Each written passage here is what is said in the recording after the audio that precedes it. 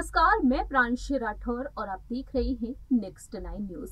महाराष्ट्र में सियासी संकट दिन पर दिन गहराता ही जा रहा है।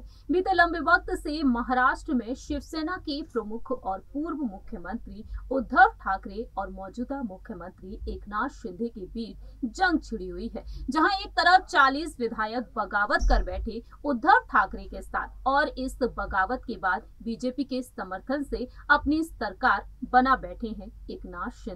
अब सवाल यहाँ पर खड़ा होता है कि आखिरकार शिवसेना का नया मालिक कौन होगा। शिवसेना का चुनाव चिन्ह धनुष बाण किसे आवंटित किया जाएगा। 27 सितंबर के दिन सुप्रीम कोर्ट में जो सुनवाई हुई, उस सुनवाई में 5 जजेस की संवैधानिक पीठ ने ये फैसला सुनाया। उद्धव गुट और शिंदे गुट के वकीलों के तर्क को सुनते हुए उद्धव ठाकरे की उस याचिका को खारिज करते हुए सुप्रीम कोर्ट ने आदेश दिया कि अब चुनाव आयोग ही अपना फैसला सुनाएगा कि आखिरकार धनुष बाण जो चिन्ह है वह किसे आवंटित किया जाएगा। 7 अक्टूबर के दिन चुनाव आयोग अपना फैसला सुनाने वाला था। शिंदे गुट और उद्धव गुट की दलीलें उनके सामने रखी गई। चुनाव आयोग के सामने दस्तावेज भी अब यहाँ पर जमा कर दिए गए हैं। उद्धव ठाकरे के गुट ने और एकनाथ शिंदे के गुट ने अपनी अपनी दलीलों को रखा और यहाँ पर तमाम सवाल भी खड़े कर दिए। अब देखना यह दिलचस्प होगा कि आखिरकार चुनाव आयोग इस पर क्या कुछ फैसला सुनाता है। 8 अक्टूबर का वक्त दिया गया,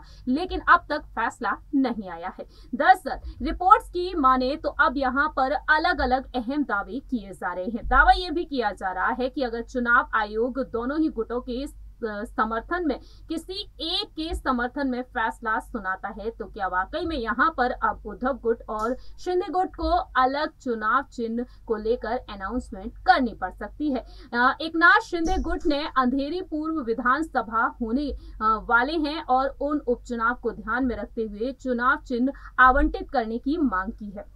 ऐसे में अगर यहाँ पर चुनाव चिन्ह को फ्रीज किया जाता है तो आखिरकार यहाँ पर क्या कुछ फैसला लिया जा सकता है चुनाव आयोग की तरफ से। दरअसल आप सभी को बता दें कि अगर यहाँ पर चुनाव चिन्ह को फ्रीज किया जाता है तो यहाँ पर प्लान बी भी तैयार है। एकनाथ शिंदे ने जब बीकेसी मैदान में दशहरा रैली का आयोजन किया, उस वक्त मंच पर 51 फुट की तलवार की पूजा की गई और तब से अटकलों का बाजार गर्म है कि चुनाव चिन्ह अगर फ्रीज होता है तो नए चुनाव चिन्ह के लिए यहाँ पर एक विकल्प हो सकता है, यानी कि एकनाथ शिंदे के गुट में यहाँ पर तलवार या फिर गदा को शिवसेना का चुनाव चिन्ह बनाया जा सकता है। उद्धव ठाकरे के गुट की तरफ से देखने को मिला कि मंच पर बाघ की तस्वीर नजर आई। ऐसे में धनुष बाण और बाघ की तस्वीर या फिर बैनर होता है शिवसेना के किसी भी कार्यक्रम में तो अब कहा जा रहा है कि इसे अपना चुनाव चिन्ह बनाया जा सकता है। जी हाँ, आपको बता दें कि अगर चुनाव आयोग दोनों ही गुटों की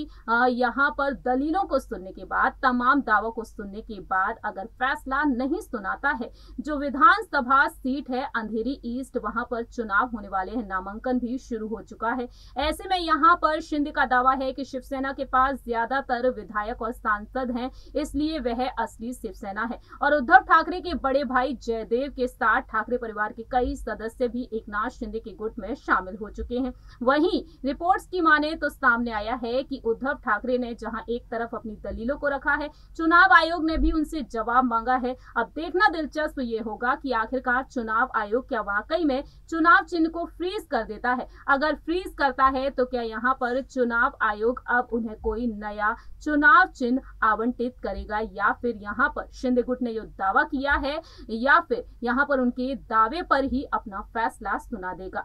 जानकारी के लिए आपको बता दें, अंधेरी पूर्व विधानसभा के लिए चुनाव आयोग ने उपचुनाव की घोषणा कर दी है और 7 अक्टूबर से नामांकन की प्रक्रिया शुरू हो चुकी है। 14 अक्टूबर तक ये प्रक्रिया चलेगी और चुनाव 3 नवंबर को होने वाले हैं।